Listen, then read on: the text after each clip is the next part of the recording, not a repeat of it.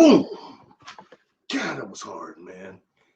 The internet went down. It must be the snow and all that. Okay, I think I'm live. I think I'm here. Can everybody hear me? Can everybody see me? We all know I got ultimate PTSD. Turn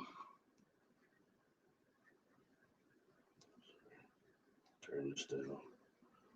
Okay. All right. Greetings to everybody in chat. Thank you all for being here. I'm hoping everybody can hear me. Could somebody give me an acknowledgement if you can see me and hear me? As you all know, as I say, every time I do one of these, I suffer from PTSD on account of doing a 2-hour live where nobody could hear me. So that always, that's always in the first foremost of my mind. So anyway, yes. Thank you. Tamara Sunfire Goddess. Thank you for being here. Joyce Hartman. Thank you. Oh, Allison, thank you for being here. Oh, very cool. Allison, I'm such a big fan of yours. It was such a joy meeting you at that expo. I can't tell you enough. I was lucky to be alive, and it was a special event for me. So always good to see you. 144J, thank you for being here. Feng Shui Susan, thank you for being here and for being always so supported. I appreciate you. My friend Jessica, thank you for being here and helping me get here. This time it was the snow. I don't think it was my own technical problem. Something went weird, but it seems to be stabilized. So thank you for helping me again, always being here. Euroso 1261, thank you for being here. Appreciate everybody. I hope everybody's safe during this, what was supposed to be this severe winter storm that was, it was a little bad, but not nearly as bad as what they predicted where I live. Not anything I haven't seen before, but people panic, and it seems like some of that is almost, I agree with my cousin that cuts my hair, D. He always says that they hype the weather so that they have the sellouts at the store, which I think is probably true to a degree. He's like, man, they look more towards the sellouts behind snow than they do holiday sales. I said, that's probably true, actually. I wouldn't argue that. Anyway, well, it's good to see everybody here. I got much appreciation. I'll go ahead and just start letting everybody check in since I'm 9 minutes behind. But I kind of just going to start off with why I've even chosen to do this particular live. Okay, and I've got two names that this was entitled. One is Yandar or Zandar. Okay, and that is because this is a being that I had several experiences with, and both in my third dimensional world and during these encounters too, that were very much third dimensional too. I want to talk about all that, but how that being it, I always took this interest how some of them stepped forward to me when I was younger, and as I got older, those stepped back and others started coming forward, specifically those that were non-physical. So it's things like that that just are worthy. Anyway, back to the name. Okay, when encountering this being, the name that I got, and it's a telepathic name, but it was, okay, what I'm seeing is a Zandar, Z-A-N-D-E-R. I'm sorry, Z-A-N-D-A-R, D-A-R is what I'm seeing, okay? But when I'm hearing it, like, with like the clairaudience, I'm hearing a Y, a Yandar, Y-A-N-D-A-R. Okay, but I just thought the Z was kind of cooler, so I always went with that, all right? But in reality, it's fascinating because I started just picking up. Now, I've not seen this being again. It wasn't that, but I'm picking up Yandar. And I need to have more emphasis on that name, and that Yandar is more correct than Zandar. After all these years of calling that being that, I'm being really pushed towards that. So, being the strange brother that I am, I decide to Google the name Yandar and what's the origin of it. And what comes up is this sci-fi series, or not sci-fi, it's like a mystery or something series on HBO.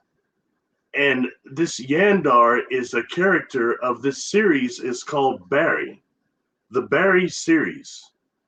Okay. And look, you can't just make that stuff up. I don't watch HBO I've not seen home box office, home body odor since back in the 2000s. I don't have HBO, but I mean, but anyway, it's this series called Barry, and this Yandar is a character on there. Now, it's not exactly what I'm going through, but when you start looking for omens, okay, you can't make that kind of stuff up because I wasn't going to do this live over this. I was going to do it like maybe over something like Sasquatch or something. And then this comes up, and that's an omen that said I was supposed to definitely do this. And this comes down to, look, like Mana and these other beings I've encountered, I couldn't find other people that had encountered these beings. And I looked really hard, and that's way before I ever came forward. All right. And in that way, it's unique, but I think there's others that are starting to encounter these beings, and I don't have ownership of these beings. They're not mine. You know what I mean? So I need to share this information. And if it helps even one person, because my contact experiences were not like what I was hearing in the media at all. And it's still not. What I'm seeing right now is still getting more narrative in a different way, but it's not what I experienced. And I think maybe the majority of contactees are more like me than like any of the things that like narratives you see. But we don't hear about that because people not talking. You know what I mean? So anyway, if this just helps one person, I think it's worth it. All right. This is one that could go long, so I've got an outline here, and I'm going to stick to that. And we're going to make this as quick as possible. But what I'm going to do is just share what I know about this being and how the interactions I had went with. Okay. And I've got some illustrations I'll show, hopefully more expedient than before.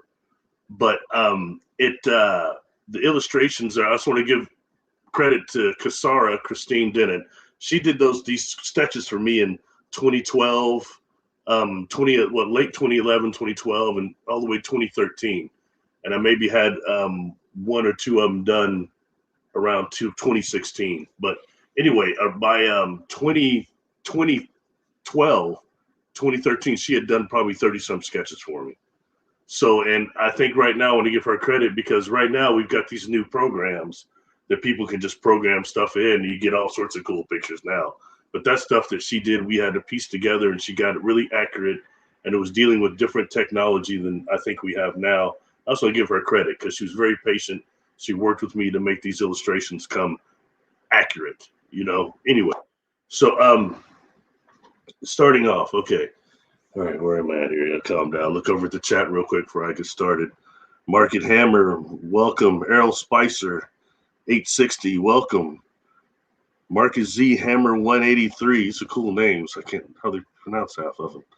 I appreciate all of you being here. Everybody checked in. Cool. Anyway, so what we'll do is go over the experiences. And I encountered this being on several different encounters, what about 4? And we'll starting at the beginning, okay, how I encountered this being. And this was actually, I was about 6 years old, about 7 almost, and this being started coming around when my brother was washing his car.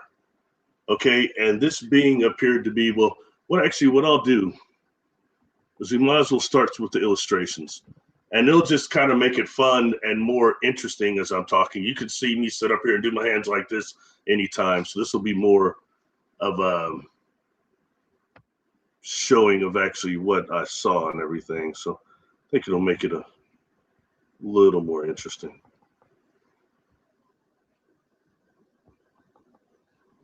All right, here we go. So this is, and what would happen is, this being showed up when my brother was like washing his car. And when he was washing his car, I would try to make these dams along the curb that goes kind of down the street, and these dams to try to stop the water from flowing. And these real elaborate dams like it was going to flood the world or something. You know, it's one of those kids things, and making the real elaborate dams with the sand and the mud and all that. And this individual came and started making the dams with me. So at first I thought they were a kid like me, okay, and they were just wanting to play. But I didn't recognize this individual. He didn't go to my school anyway. So here, this illustration from Kasara, all right? And this individual would show up, And I'll never forget it. He wore he rode this. It was like one of those old Schwinn's that have the S on it that my friends used to call for sucky because it wasn't cool like a BMX. But he had one of those Schwinn's like that. It was real old, and he had these sunglasses on that kind of looked like what my mama and them used to call kitty cats. And he had on a hat, you know. And to say that he was even looking like this more than just a normal person is pushing it a bit. You know what I mean? But it says a lot about what these beings can do through the optical nerves and to people with the surroundings, around them and the way you perceive them. Okay, so that's the way he appeared to be. And like I said, I thought he was a kid because he's helping me build, make the dams and stuff. It seemed to be just as important to him as it was to me.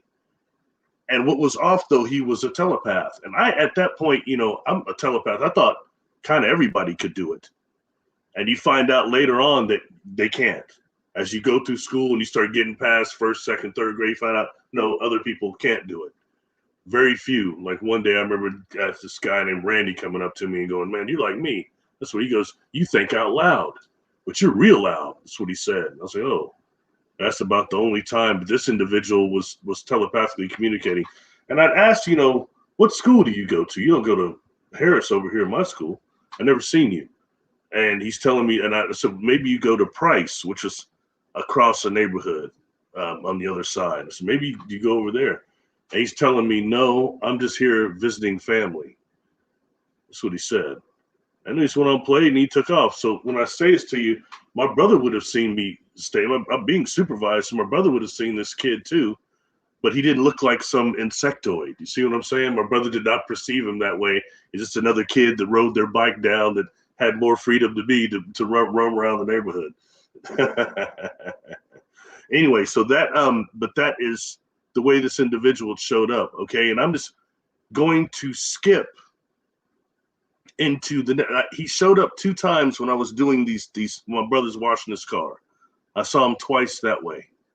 Okay, now the next time I was on, I don't have illustration of this one, so I'm just gonna keep this one on. But he was it was like conferences, and everybody that like had, a lot of us had to stay after school or out there playing on the playground. And some of these kids were about to push me off the slide. And this individual came up and stopped them, okay, at the base down there. And when I got down here, we talked a little bit, and we walked a little kind of towards the edge of the playground. And he's telling me in my mind, watch this. And, you know, he didn't look like this. He had on this little like backpack, okay, like a book backpack. But it was really small, almost compact. And he runs and he jumps. And that's something a lot of us would do back then because Jim Thorpe was a legend and Jesse Owens and Carl Lewis was just emerging. He was tearing it up. So everybody could like run and jump. You know what I mean? Hell, there's even that song that came out a few years later, Jump, with Van Halen, whatever. Anyway, point being, he runs and he jumps. And I swear to you, he jumped like, man, it was like, you know, something like 6 feet. It was feet. And it was very bizarre. And it shocked me because I remember looking around and nobody was watching. And he's like, what do you think about that? And when I see him, okay, this backpack, it looked like there were these wings sticking out of this backpack. And when I tell you that, think about the way the best illustration I can make of this is a ladybug. You know how the ladybugs have that hard shell, but when they actually, before they fly, they'll open up the shell and these almost crossed wings emerge. And sometimes they'll put the shell down and still leave the wings out down behind it. That's what I was seeing off this book bag. And it shocked me. And he said, what do you think about that? In my mind, I'm saying, I think you like some sort of, you know, what do you like, some bug or something? You know, it just tripped me out. I said, get away. And he left. I didn't see him again, okay? For a while, that is. But that was the next time. And now I can tell you, looking back on it as an adult, as an adult experiencer or whatever. And due to the other time, the next couple of times I experienced him, I never saw any wings on this individual. So I think that that book pack was technology of some type that might be remnants of species that perhaps were once winged or can't. I mean, I don't know. I'm grasping at straws, but I never saw wings on that individual again, and they seem to be being hid by that backpack. So that's all I can tell you. All right, on that. Anyway, as if that wasn't weird. You know, when dealing with this stuff, you don't you don't even need to make stuff up. It's so effing weird. You know what I mean? When dealing with this and the things that happen to us, I think when we're young, and the beings that enter our field of awareness, as we're strictly really beings of perception, meaning we perceive the universe going through us, through our luminous cocoon, through our point of perception, the sandwich point, and then processing it through the brain and all these things. But the amount of beings that jump energetically and spiritually in our field of awareness, I think, is immense. And especially when we're children, we can see it, you know, in that way. There's the two earths in that way. But this being was crossing over because I know when he stopped those others, he was physical, okay? Because he stopped them from pushing it. So anyway, point being, going forward. So I didn't see this being anymore, okay, for a while. And at this time, I had other weird stuff happen to me that I think that other people have that happened. It's quite free. I'm not special. This is quite common, I think. And it's being augmented now into another narrative. But I would wake up like on board these crafts or not at home or in some type of a school that like is the things on the table, like the feather and the water and the balls, and you kind of try to manipulate them with your mind. So stuff like that had happened to me. All right. But going forward, and this is an experience that I've talked about before. All right. And it, so some of this will be somewhat repetitive, but I think it's important to draw a straight line with this so people understand it, and whatever the information may help someone that I don't know. Anyway, point being, okay, so I had these experiences like that, and I could not prove they were real. At first, I thought it's because I just had this great imagination, okay? But he'd be burned out the next day because he wasn't like not sleeping much. When you wake up in one of those rooms or one of those craft or whatever, it's like not sleeping. And it was, my sleep cycle was always off. I don't sleep well to this day because of that, I think. And just nerves. Brother got straight up nerves. Anyway, this is an experience that crossed over definitely from my like nightlife, my not quote unquote dream type of night stuff that's happening to me into my daily life. And I call this the acid rain experience. And this is the next time I would see this being, but it was different. So I've got an illustration for that I will bring up, and then you won't see me anymore. Hope everything's going all right in the chat. I don't mean to not look over there too much, but if I, well, okay, well, okay, how should I do this? Okay, I've got two illustrations. One is, I'll just show you the acid rain first, and it shows what he appeared like on this craft. And I've got one that she did separately for me. All right, so we'll just go over the acid rain first, and I'll talk during that and probably get too excited or freak out or something again, and you know how it goes. Okay.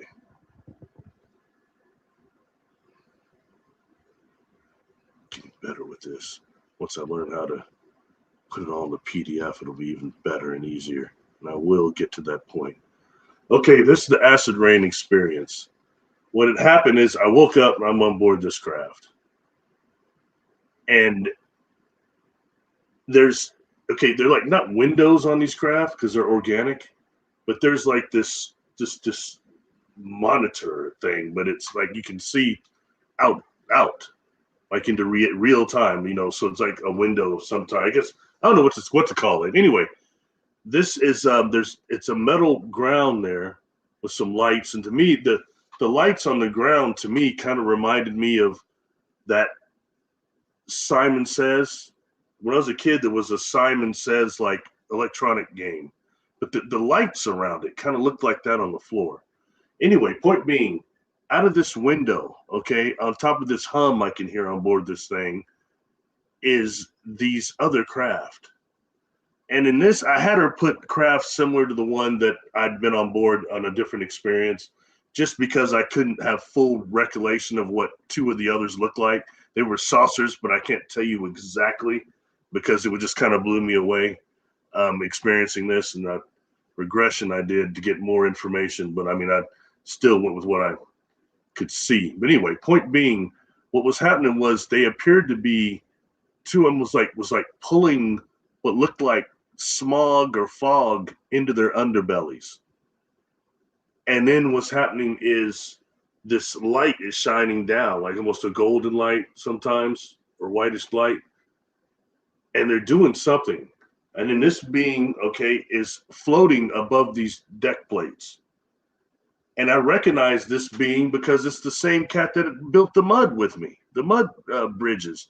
And it come on the on the playground and help me out.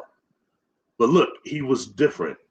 And when I say that, and when you feel energy and you feel vibration and of a being or an entity, a person, the familiarity. But it's like he was like in a different mode, and he felt like an advanced scientist. He began answering, and the first thing is, look, I don't care what nobody says. When you're in a situation like this, I was tripping out. I'd be freaking out. Just really amazed and blown away perceptually, okay? And on top of that, he's in my mind answering questions before I can formulate them. And, my first questions is going to be, who are you? Where are you from? What do you want? And what's the meaning of this? And the first thing he's putting in my mind is, you won't understand. I said, well, yeah, I will understand. See, at that point, I was watching Doctor Who and some other science fiction, so I thought I was heavy. Yeah, I thought I was a heavy brother, young brother. He tells me, you won't understand. He said, go 8 million light years out beyond the space-time continuum. And he's right. I didn't know what that meant. But that later brought me to an area of space called Abell, the Abell galaxies, Abell 2256. We'll talk about that in a minute with the other. Anyway, point being is that he starts telling me, after all that, he starts telling me in my mind, it's coming through, is that they're having problems with the smog of our planet. And the smog is very bad.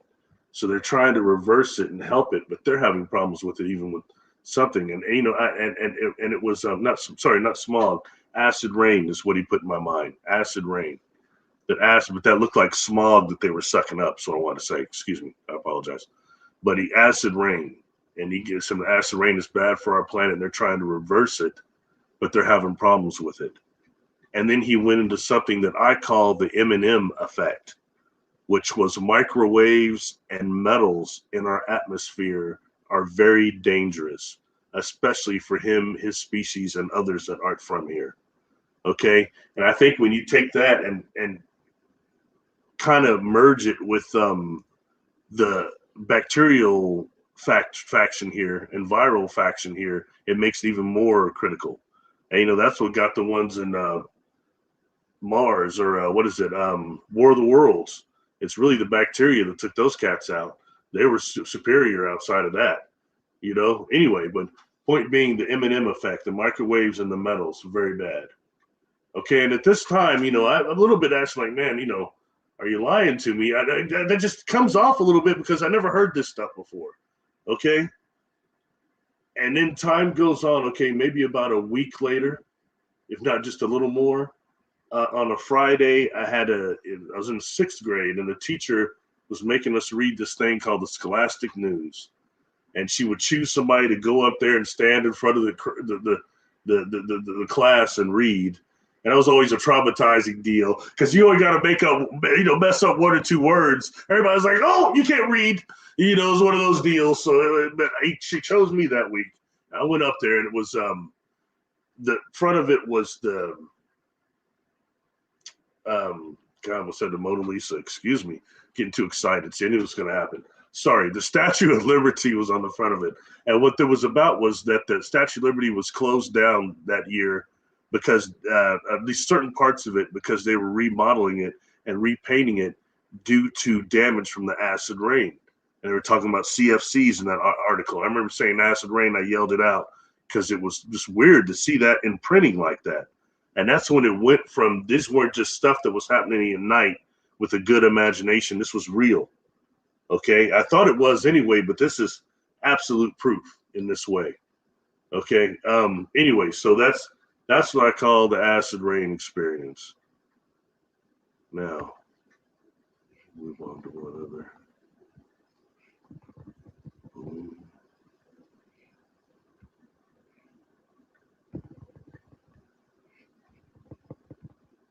And I wanted to show you this because this is, it took a while for me to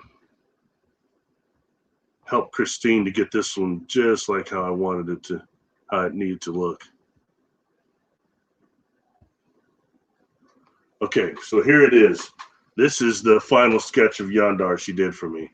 And it was an important one because the outfit, the uniform is much more correct on this than the other. I've got probably 4 or 5 different versions of them, but this one was the one with the outfit that was the most accurate to what I had saw.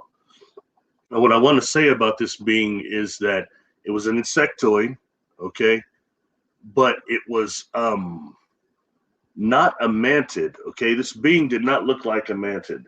And right now, that is what's so popular in UFO culture and in contactee culture and all these communities and things, is when it comes to insectoids, it automatically goes to, oh, the mantids or some version of them. And maybe you might hear about the ant people.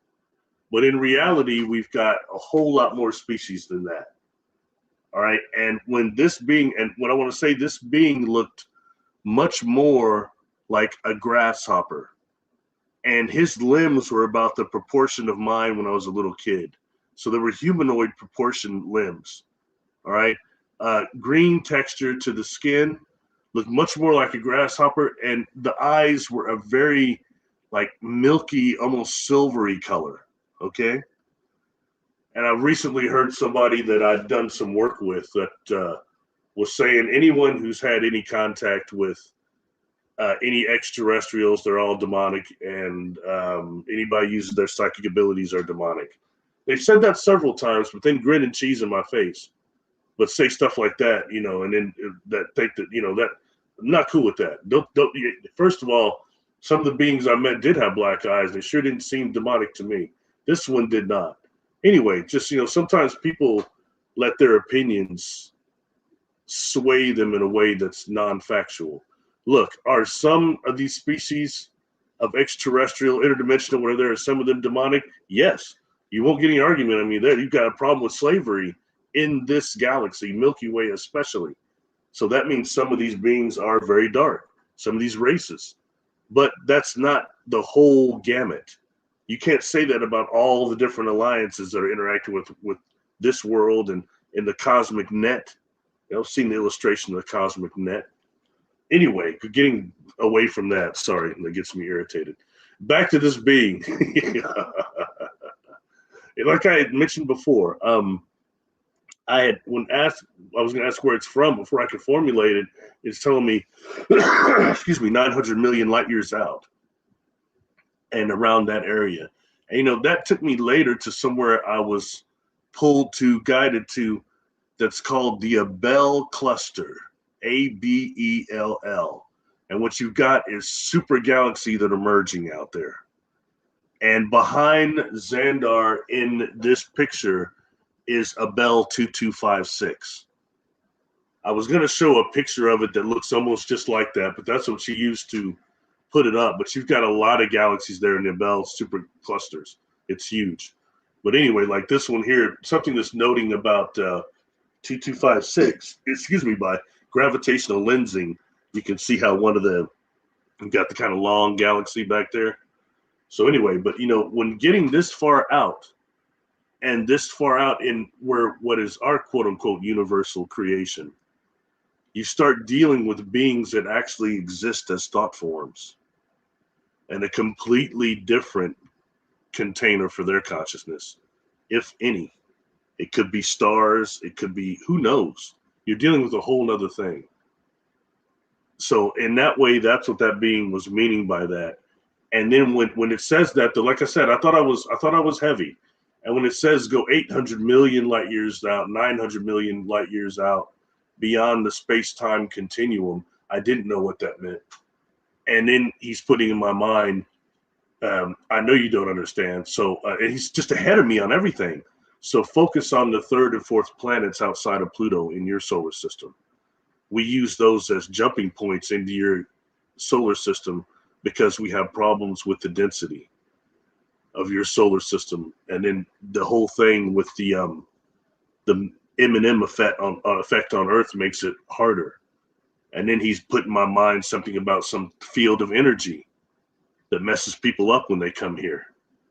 You see? So that's that net that I've talked about. Anyway, that came during that experience with that being. All right, and I'm going to show you something else. And this other one will be prevalent because there's one thing. Oh, hold on, let me get it up first.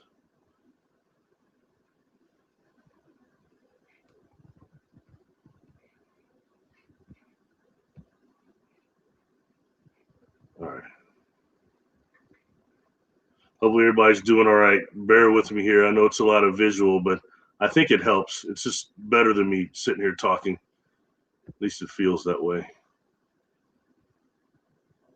Okay, now this is something else. I've shown you this engine before. Okay, this engine was, this is what I've, over the years, tried to kind of figure out, all right? Was it the same experience of the acid rain? Was this in the back part of that ship? Or was this a different experience? You know, it starts getting odd when you start dealing with understanding that some of these are very much conscious events as well. And sometimes the chronological ordering of them may not be what it appears. Anyway, this illustration, something about it that is different is there were no windows back there, okay? But I had harassed poor Kasara so much I wasn't going to say anything more about that. There weren't any windows there because it's organic craft. But this device, I've told you before, I think is a brain or a power source as well that's glowing inside. The crystals are glowing, and he's the one, he's hovering there. And he's putting in my mind that this doesn't just run planetoids and legion ships. It also heals human flesh. And I think it had something to do with the crystal started spinning and humming, this humming it was making. And so that, but I now think that this was also a type of a brain situation. And I mentioned before when dealing with, I've been looking at something that they call macroscopic quantum tunneling right now. And if you look at what that is, this type of quantum tunneling, it's using superconductors, superconductive circuits. Okay. And I think that's fascinating because years ago, I stumbled on, when I say this about 2011, because I try to understand what I'm seeing here. And what I was, one is we've got a crystal that has some type of a plasma coming from, or a plasma, a light, okay? Someone said bioelectric, excuse me, bioluminescent light coming out of it, or possibly chemical luminescent coming out of it. All right. And what looked like some sort of copper or something like that wrapped around these things. These things were huge. They were the size of like basketball goals, at least 9 feet, probably about 2 feet wide each, 3 feet. They're huge, but they're glowing inside. And I think what you're seeing here is actually a vacuum state. And you're seeing magnetic containment that is generating from these metal things coming up. All right, and I think that takes us into something that I had found in about 2011. It was these scientists doing something called the observation. You all can look this up, okay? The observation of the dynamic Casimir effect inside of a superconductive circuit. And what I'm seeing with quantum tunneling seems like it's almost big. Macroscopic quantum tunneling, which means they can make it big as to where quantum tunneling used to be just these little ways to pass information through the time barrier and through an object and other things. But now they're saying they can do this macroscopic is on the macro level, which takes that whole technology to another thing. But anyway, when dealing with this type of technology, that's what I think this was. Okay, more or less, amongst some other things. Excuse me. Anyway, so that's just, like I said, I can't say for sure that was the same experience. I used to think it was, but I'm beginning to wonder now if that was in the back room of that craft or that was another experience. I've always thought it was in the back room and we went back there, we're back there, but it might have been a separate experience and I'm not seeing it for what it is. Anyway, so, all right.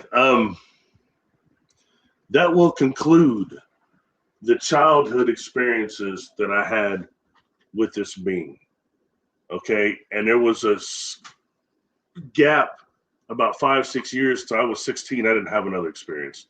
I was 12 then, at least I always thought that, but now I'm starting to wonder now how many things happen that we suppress or just don't know because I was trying not to ignore that stuff was happening in my life and just go on and play basketball, hang out with friends, party, whatever, just to kind of get away from that, especially the dead people thing. I was not comfortable perceiving dead people. Okay.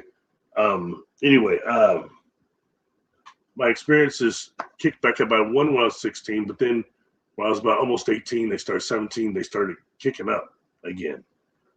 And that's when we had one that evolved this being too. So looking over the chat real quick. Welcome for you all being here. Thank you. Very cool. Never thought this would go this far for me. You have no idea. Hold on, liquidation real quick. Talking a bit much.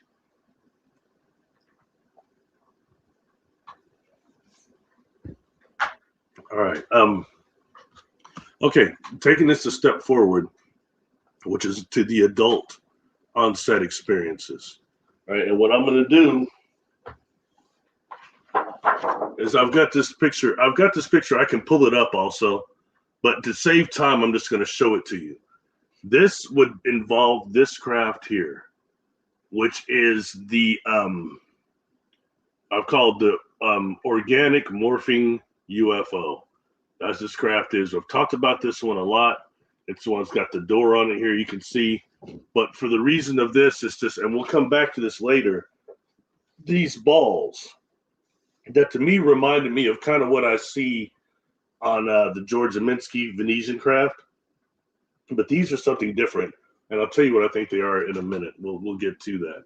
But anyway, when I saw Zandar again, it involved this experience and this craft. And just for fun, because the people were asking last live I did, this is the one that turned. It turned into, okay, well, actually, sorry. It went into this, started seeing that. Then it flashed. This is when it's morphing, okay? And the very last thing it does is it turns into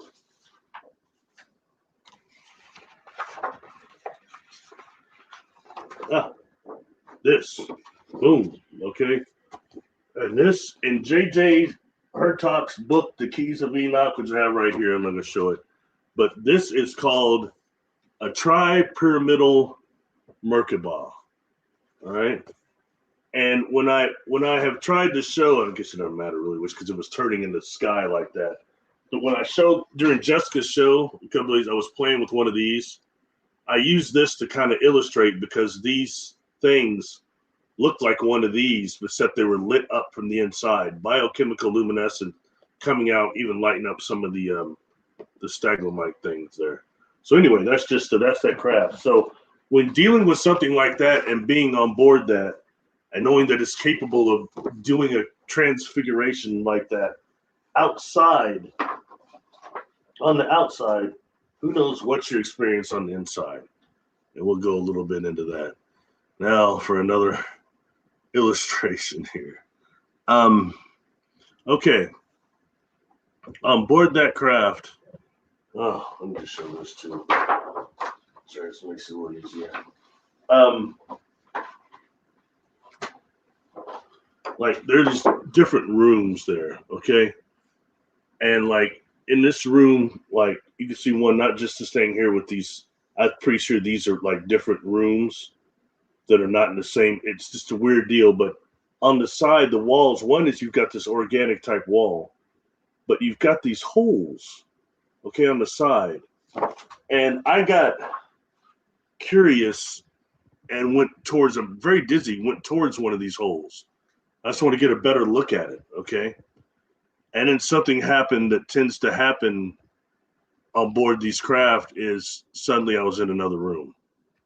And this felt like I got kind of sucked down.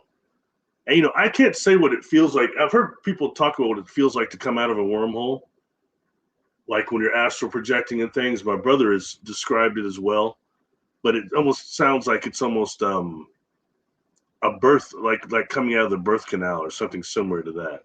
So anyway, I got too close to one of those holes, and it was curiosity, just wondering what it led to, what it was into. And I feel like I'm being pulled down and like popped out, and I'm in this room. Okay. And when we're first sitting there, or while first standing there, this room is like a metal sheath is over the top of it.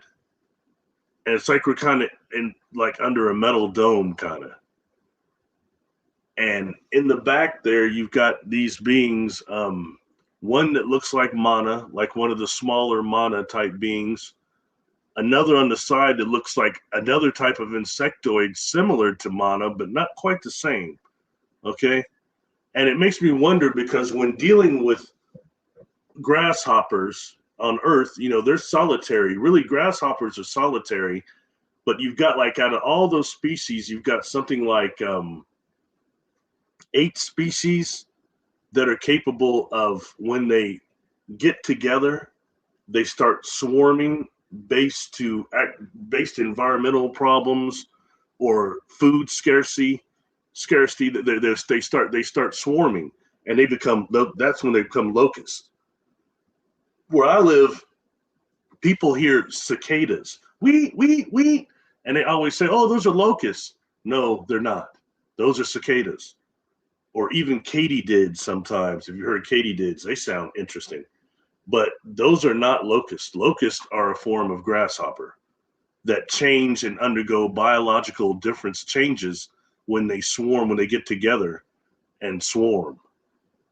So anyway, but Zandar or Yandar looked more like a grasshopper, as I said before. Anyway, these beings were standing in these like, I don't know, contraptions. They look like stations, but they're kind of phased out a little bit. You know what I mean? Especially, and in the back is one of those eggs with several different lights in it.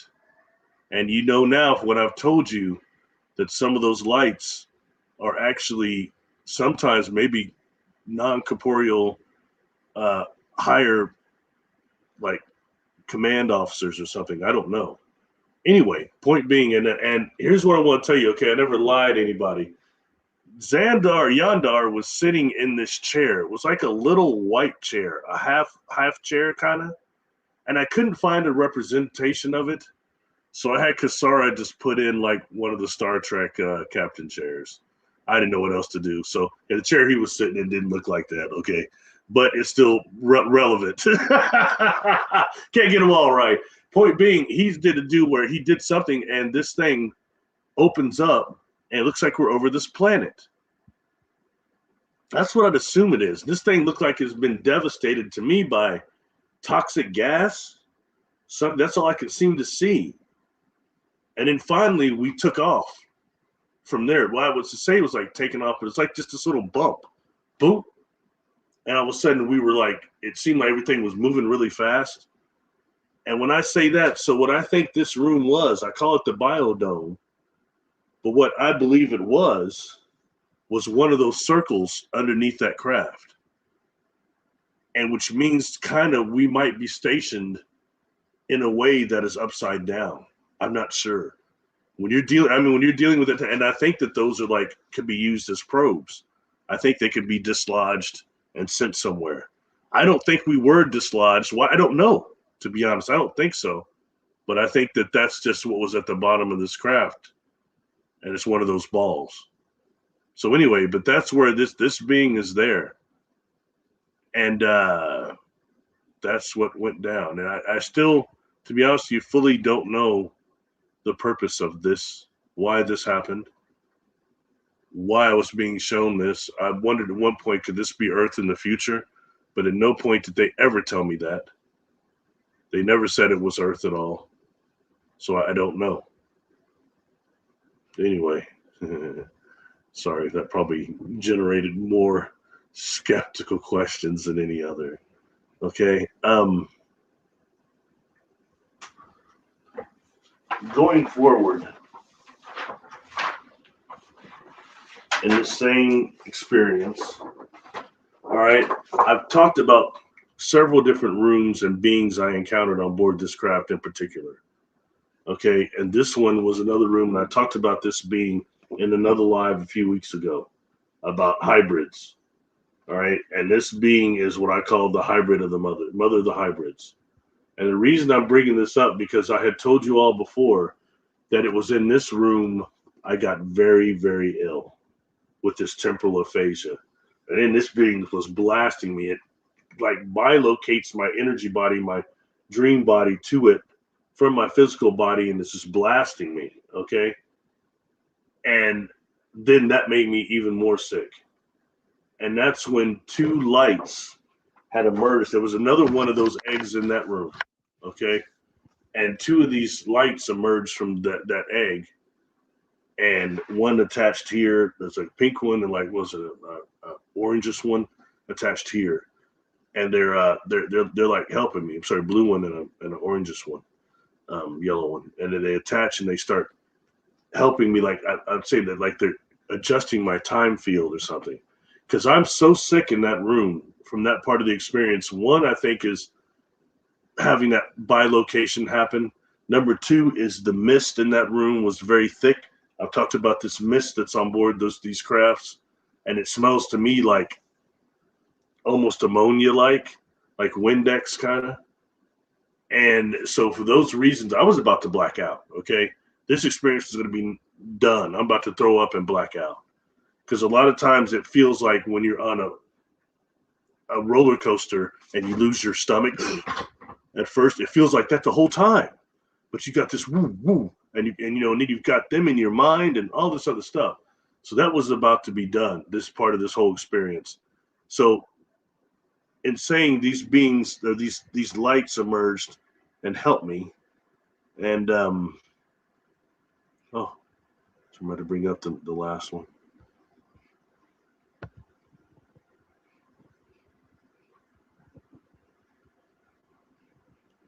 Here it goes.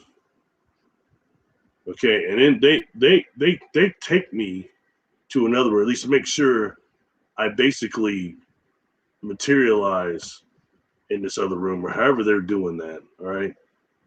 And this was after temporal aphasia. And I'm showing this to you because, again, this involves this being was there. It's Yandar.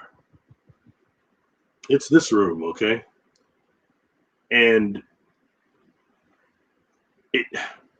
one is this room was very small.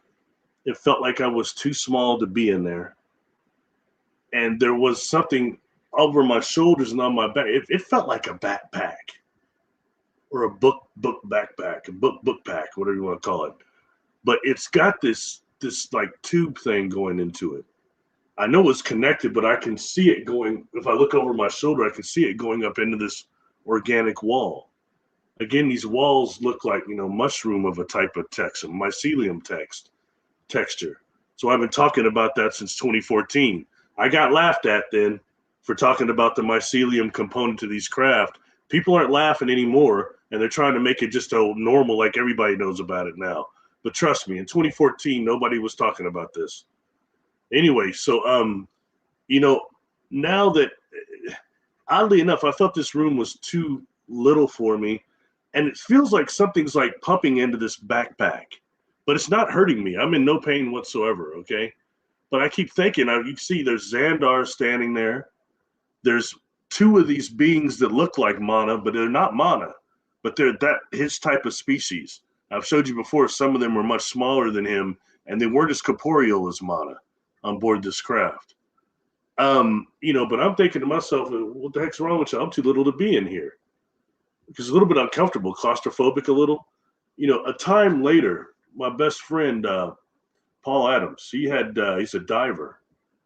And he was mentioning that he had made a new friend when he moved to Florida, and they go diving sometimes, but his friend couldn't go really as deep because he once went too deep and came up too quick and got the bends. And that's nitrogen bubbles in the blood, I believe, right? Anyway, but he said that his friend had to be in a hyperbaric chamber every so often and get decompressed. And when he said that, it reminded me of this. I said, is that what this was? Some type of hyperbaric chamber? And were they giving me oxygen? Because it felt like I was able to breathe much better there. Kind of like when you're in a casino, they pump up in Vegas, I noticed it especially, they got some fresh oxygen going through those casinos, don't they? Anyway, but that's what this was here. So this is just before they sent me back. And I started seeing around me what looked like these, if you've ever had those little super balls you could get at the store when you were a kid, and they looked like little planets, like Jupiter and other planets. Okay, those little super balls, they looked like those were starting to pop up in this room. And there was like a bunch of them. And they started moving fast, like around me and around the room, and suddenly it feels like I'm descending. Okay? And after a second, a feeling is like losing my stomach. Again, that feeling. And I open up my eyes, and my ex is looking at this craft through the window of the car, freaking out, But this gave me an interest in other contactees that talked about something slightly different. They talked about before transport encountering what seemed like shavings from a pencil sharpener. Shavings like that, metal shavings like that, that go around, almost sounds like nano dust that goes around them before they're transported back. That's not what I saw. It was something different. And I wonder how much these balls are connected to plasma, dimensional, or however they're using that for the transport process. So anyway, I believe this was to help me so that when I perhaps got back, in the car and back to normal life, I wouldn't have necessarily the horrible after effects from the temporal aphasia. So that's I want to bring up there. So that, and I call this for that reading, I call this a hyperbaric chamber because I don't know what else it might be.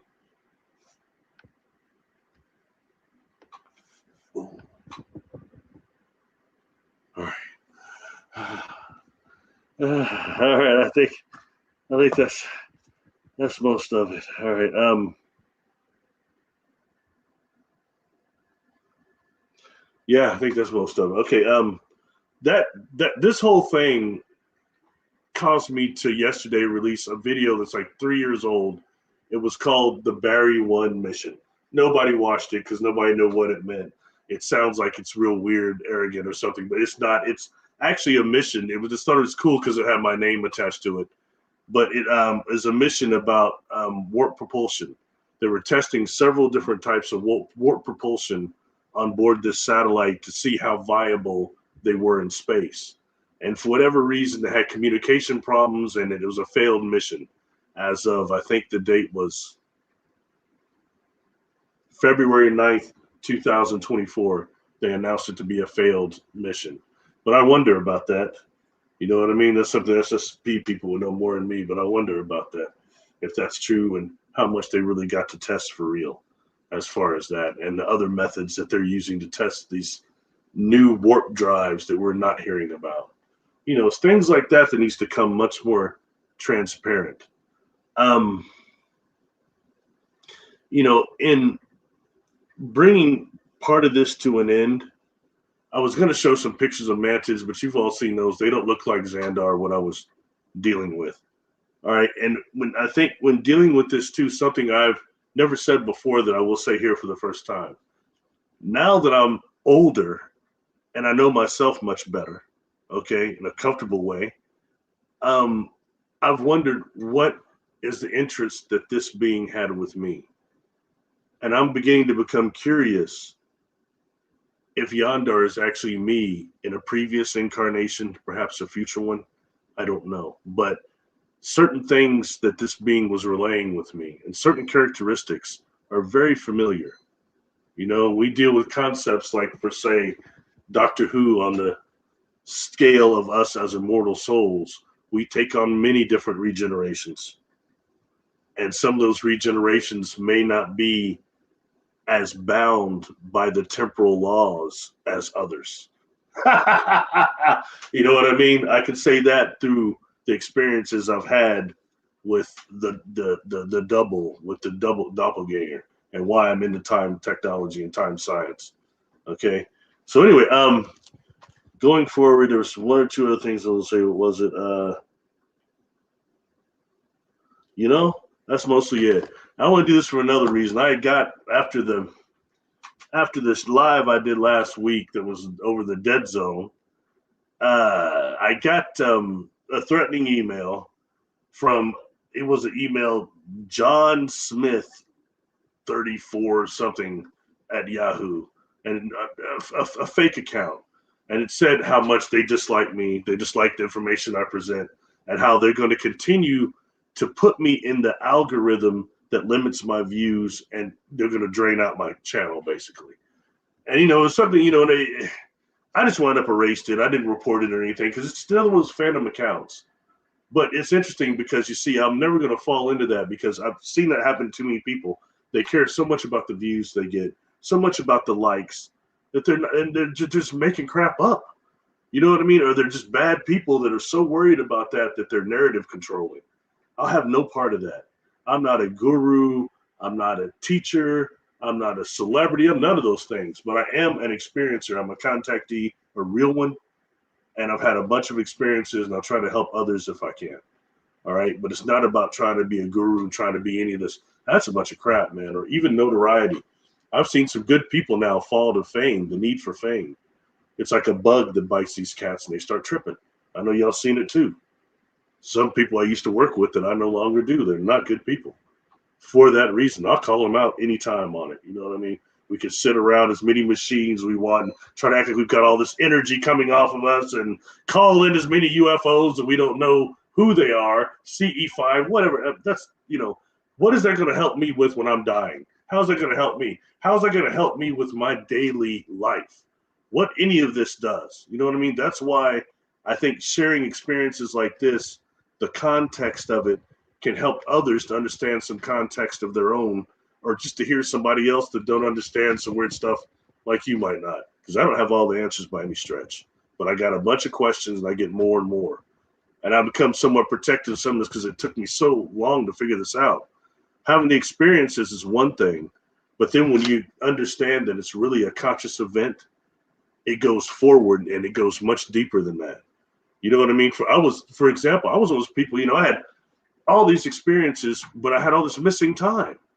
But I had so much clarity I could remember from each experience.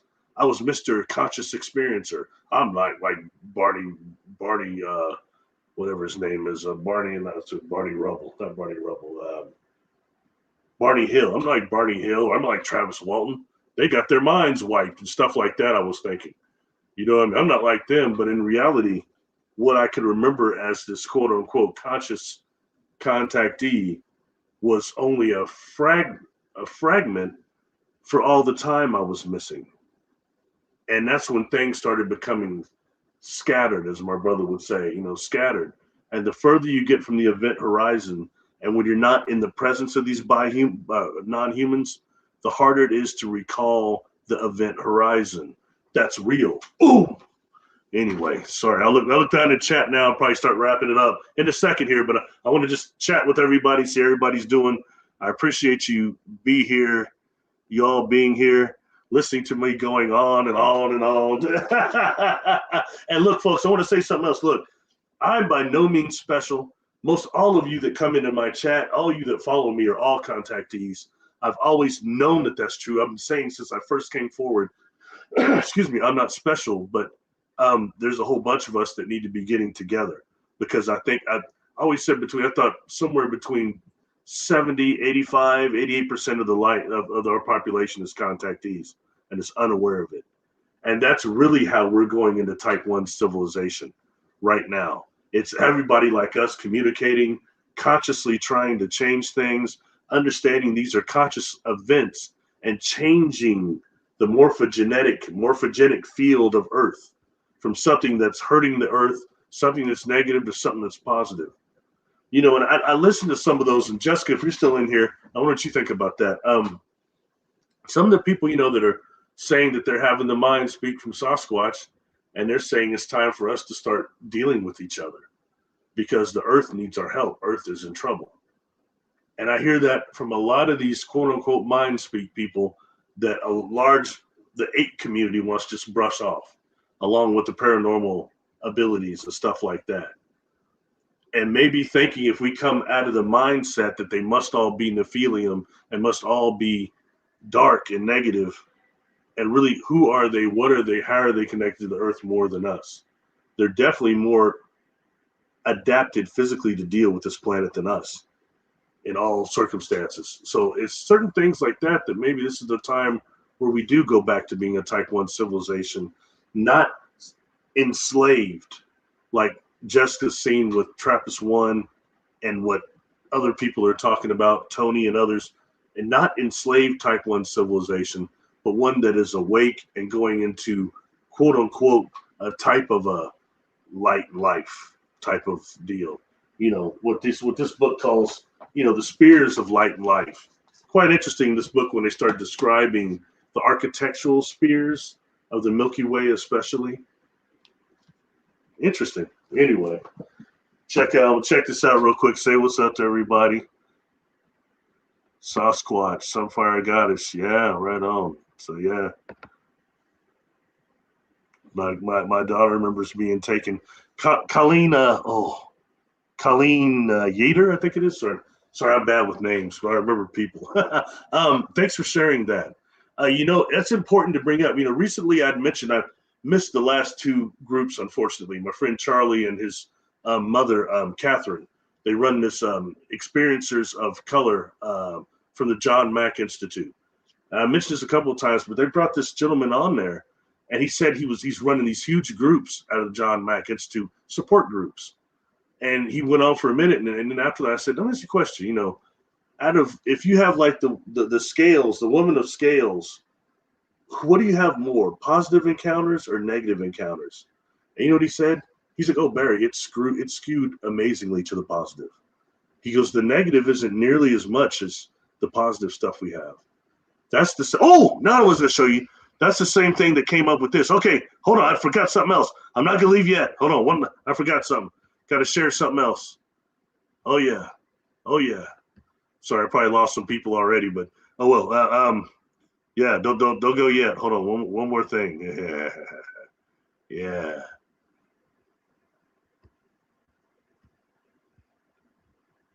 Boom. All right. I just wanted to show this. This is from the former free Foundation Research Extraterrestrial Encounters, now called CCRI, Conscious Research Institute. This was from the early part of it after I had taken it and Ray and them were calculating everything. So this is early phase, but it's just one of the many things that had insectoid. I just thought it was interesting and it's worth looking at, okay? First, you got a lot of people that skipped this one, the way I had to skip the one about the reptilians. And I think it's worth looking at out of the 483 people at this point that answered, how much of it is positive. That's quite a bit. Mainly negative, smaller, equally smaller piece of the pie, neutral, pretty large. I'm not sure, huge amount. I can remember asking Ray about that, and he had mentioned something about just the nature of the beings themselves scaring people, opposed to actually something maybe happening to them negative. It may have been information or even healing that occurred, but the problem of being around large insectoids. you know. But that takes us into other things. When you go to mainly positive, where does that include the bee people, as the Hopi called them, that supposedly went underground during the cataclysms and developed the insectoid features, and how much that ties into the supposed J-Rod, which I know people are having issues if that was true or not. But J-Rod said what? He said he was from the future when there would be cataclysm and humanity would go under earth or underground and developed insectoid characteristics. So those are just other things that should be thrown in here, as well as those that have said they've encountered those mantids that are like 25 feet tall. And they say that they're actually the life carriers for solar systems. They help seed solar systems, and then they hang out and kind of monitor them. And I mentioned that before, when we start dealing with, for example, this Uranta books here, concept of life carriers, what all are the evolutionary cycles they go through on the soul level, container wise? Do they always look like panspermia? Can they evolve into looking like a type of insectoid, huge mantid? Maybe a type of a plasma, Kotulevsky clouds. Could they evolve into that? And when dealing with that in the Kotulevsky clouds, one of the women that's real prominent in the crop circle phenomenon right now, we had some issues, and it started off when she kept saying that she thought that the crop circles were Earth's chakras, that they were coming from the Earth. I said, well, the plasma balls we see making them come down, and then they go back up. How come they don't go down into the Earth? And she got pissed at me. But I will say this, I'm not so convinced that those plasma balls aren't coming from the Kotulevsky clouds, which aren't that far away in terms of between us and the moon. Anyway, sorry, this isn't about Kotulevsky clouds. So back to insectoids. Yes, insectoids. But anyway, something else I think I'll show real quick too, before we get out of here to this. I thought that's worth seeing. Something else I want to show too. And it's actually some stuff that was given to me by Tony Rodriguez. He said I could show it, so I still do. He had talked about the insectoids that he had encountered on Mars on this show him and I did on this private channel. That was a while ago, but this is one of the ones. He said he'd seen a couple of different insectoids on Mars, and this was one of them that he said was hostile. And to me, that looks somewhat like, I guess it could be a type of a mantis, but looks a little worse than that. And I do not think that this is a trantiloid either. That's one he had talked about, and he said this was a very hostile, murderous species, I do believe. Got another that he gave me too, I'll show you. He said this one was named Luna. And I'm going to be quite frank with you. I mean, I'd be perfectly fine this one not being one of the type of insectoids I ever encountered.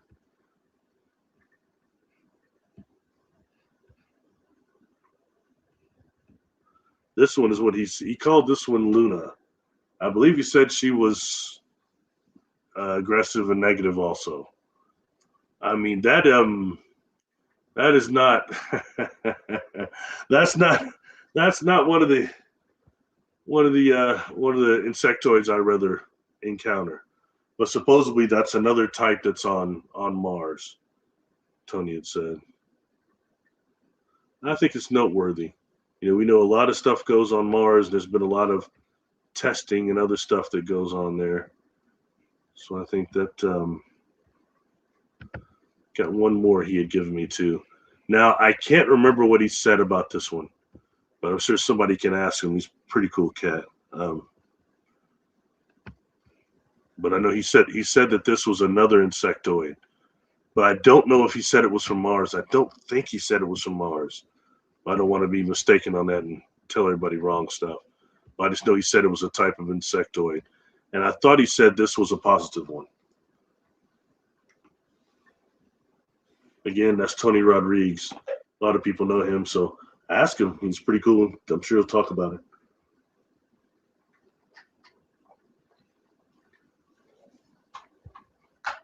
So, cool. Let me see. I finally found a picture of a Trantiloid. Let me see if I can find it. You know, they look like almost a type of beetle.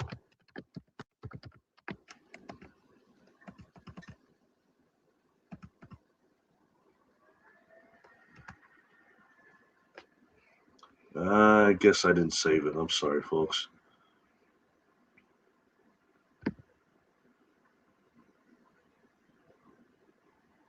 Anyway, sorry, the Trantiloid, but it looked like some type of a very vicious, not cockroach, but like a type of some type of beetle. Not quite a scarab, but something that was augmented even from that. Not quite like an earth beetle at all, but it looked very aggressive. And that was supposed to be one of the Trantiloids. I think it's Linda Moulton Howe that talks about them the most, and them being the ones that's in that document that was given by Reagan and everything. So cool. We'll check out a little bit more in the chat and probably wrap it up. Just wanted to share all that stuff with people. Your daughter remembers being taken at 10. Sorry, I just went past that. It'd be good to get a regression. Now, if she's a little bit older now, get a regression for that. That can be focused on and find out what really happened. You know what I mean? It's really good. And whoever, sometimes you had some people that came forward that would say, oh, what you find out during regression doesn't count because of this and that. Ray and I bumped heads on that once, twice. I was like, look, first of all, you can't say that because who is anybody to tell you should not explore your own consciousness?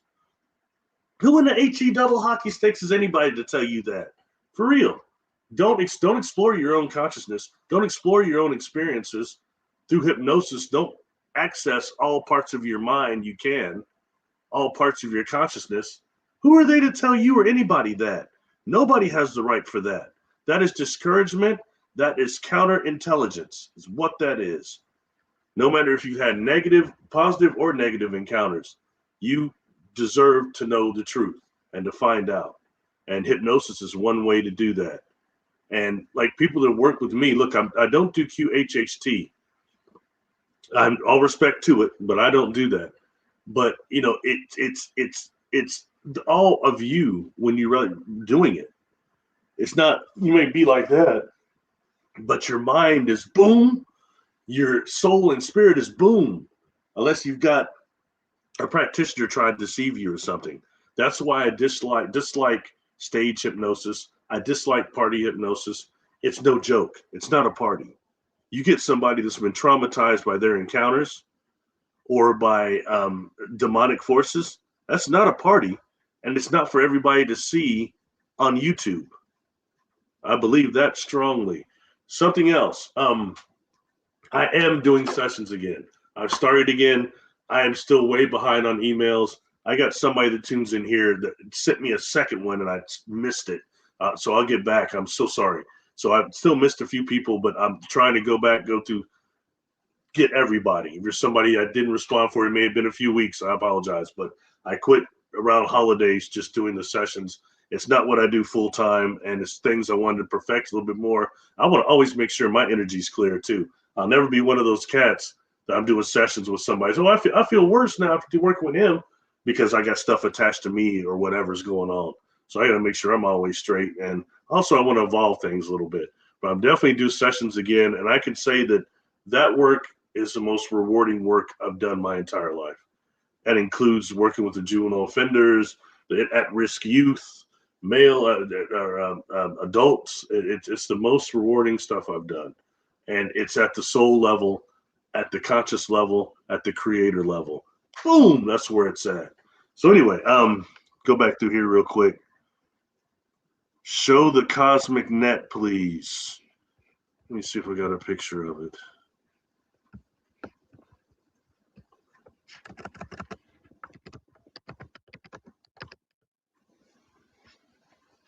Oh, I'm sorry, I don't. Um, I might have it. I'm sorry, Sunfire, but I can't remember what I labeled them. Just looking up the cosmic web. What it looks like is the universe, the entire cosmos. It's circular in a way, and it's got these like what appears to be these lights or spirals coming out of it, which I think is supposed to actually illustrate the plasma that is, 99% of our universe. God, sorry, I don't have a picture of it. I'll try to, I'll find one. I've got it maybe on my phone, and I'll try to post it on Facebook or something, Sunfire. So sorry about that. Corleen Yater Sorson. We met at a SETI. You and I met? Which year? 2019, 2016, and 2017. Very happy if we did. Those are all three incredible trips for me. And look, I have problems with that crook who right now is out there all the time, that Australian bogan. I got major problems with him. I'm never going to let that go, what he did. Don't try to play the guru when you can't even apologize when you screw over people that are your friends and lie. You lying piece of dirt. Okay, so that and the dude, the silly land that accompanies him, look, I don't want nothing to do with either of those cats. All right, I don't think they're good people at all. But I will say this to all of you. If you get a chance to go to SETI, go. I will not put that place down. I will not put that property down. Spiritual stuff happens out there. And I had amazing encounters out there that pushed my perception forward. So if you're somebody who gets a chance to go out there, I encourage you to go. Okay, and I say that without bias. But as far as some individuals out there, I have issues with. But that's all right. They're not in my world. They don't care about me. So it's all good. But just be aware of where you get your information. Sometimes people say, "Oh, it doesn't matter. It's about the information. It doesn't matter who the messenger is." Yes, it does. Or when they say something like, "Oh, I screwed that person over, but it's just business." No, it's not just business. I have always conducted my business life the exact same way I conduct my personal life, with morals and values and ethics. And if I don't conduct my business life like that, that means I don't do it in my personal life either. They are connected. They'll dream that it's just business when you screw somebody over. That's disgusting. Those are disgusting people, and those are people that get famous and people follow and people love and all that. And they got a bunch of parlor tricks they're showing you. Parlor tricks, tipping tables and doing crap like that. That's parlor tricks, man. Those people aren't even mediums. Look at what they say. Anyway, I'm not gonna go into that anymore because I go off too much about some of these crooks I've met in this community. And look, I'm not a guru or a teacher or nothing, so I guess I have no right to say nothing because I'm a nobody. But that's all right. I'm aware, and I don't like people that screw other people over. That stuff sucks. Or doing stuff for popularity and fame. That's not what this is about. This is about humanity is in trouble, man. This planet is in trouble. And there's no time to waste time. We've got fools trying to jump us to nuclear weaponry or nuclear holocaust and all these other things going on down here. People trying to time jump us. People trying to change the morphogenic field of humanity to where it destroys this planet and also the future as well. Things that destroy us becoming a type 1 civilization in a positive way. And they're trying to enslave this population. And they're doing it now through nanotech, through directed energy weapons, through neuroprogramming, neuroentrainment, dream engineering, making dreams into memories and those memories into reality. People experiencing that will not know the difference. It's going to be just as real. So therefore, the validity is just the same. You know what I mean? But we got to understand this, and understanding how that's being used to make a new narrative, to just to kind of counteract the other way that contact and type 1 civilization recruitment happens. You know, this is very important where we're at right now. So that's why I'm still talking, and I can get John Smith out. I had to laugh a little bit at that email because that's the guy's name on the dead zone. Now that's why they did that, because his name on the dead zone was John Smith. There's one where he's telling people, about that serial killer. He said, man, the serial killer. And he's sitting there with the cops. They say, what's your name, sir? John Smith. Dude puts down the pencil. Sir, let's start with your real name. No aliases. He looks at him. That is my name. It's plain John Smith. Anyway, appreciation to all y'all. Sorry, I didn't mean to go on so tangent about bad personalities. I just find it disgusting. It makes me sick. Echo, yeah, I've got a bunch of Echo stuff. It's old now. It is hard to find any Echo stuff now. The only thing is to make the really big sizes. I like that. Oh, thanks, Jessica, for putting that up there. Are you talking about Dennis Rodman? No, but I seen him on TV for doing something. Was it Judge Judy or something? Rodman was doing. Oh no, he's running around eating somebody's food, eating people's food at some big Hollywood party. He's running around just right up to people eating all their food or something. People were getting real mad. No, that's the only thing I know about Rodman. And he's married to Carmen Electra. Not bad choice there. Anyway, I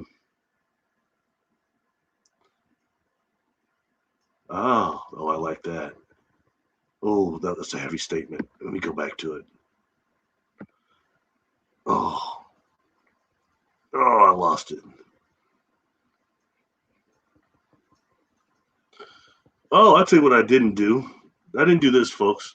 Sorry, I forgot I could do that. Oh, man. Major mess up on that. I'm sorry. Sorry, folks.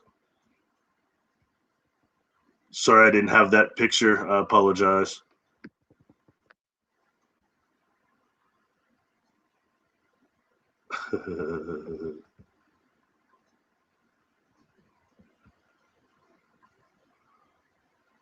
Oh, somebody accidentally deleted your comment. I did not mean to do that. Oh, I'm sorry, whoever that was that just deleted your comment. I did not mean to do that. Oh. Anyway, sorry. Well, that's most of it, everybody, I think. Thank you all for being here. Feel free to comment anything you want after this goes off. Appreciate you being here, Jessica, and everybody here. Much love, much energy. Maybe I'll pop up next week with something different. Let me know what interests you all. If you have something you'd like for me to talk about, maybe write in the comments after this video, and maybe we can do it. Whether it's Sasquatch or whatever else it might be. But I'd love to speak to you all. Peace.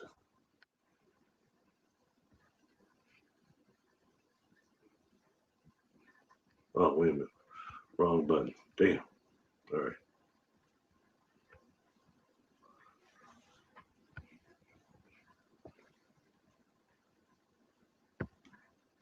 Charters.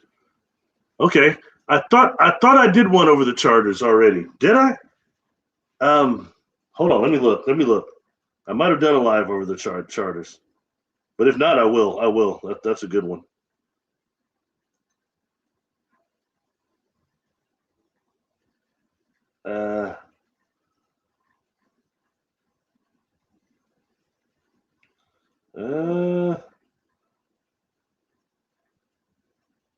Time travelers and cloning.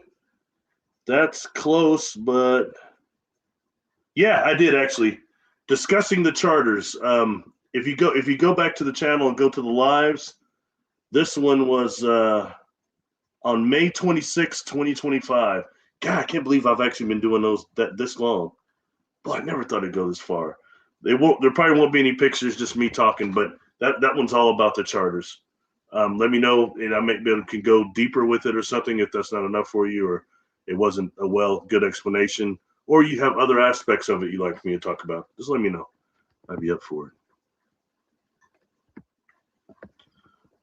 All right, I think I'm down to it now. I actually erased two people's comments. I'm sorry about that. That was an accident. Anyway, so thank you all very much for being here. Again, I'm very blessed anybody came. Hope that the information resonated a little bit and will just help in some way with some people or for whatever reason. So I will talk to you all soon, and let's keep the peace and stay safe and stay warm. Peace.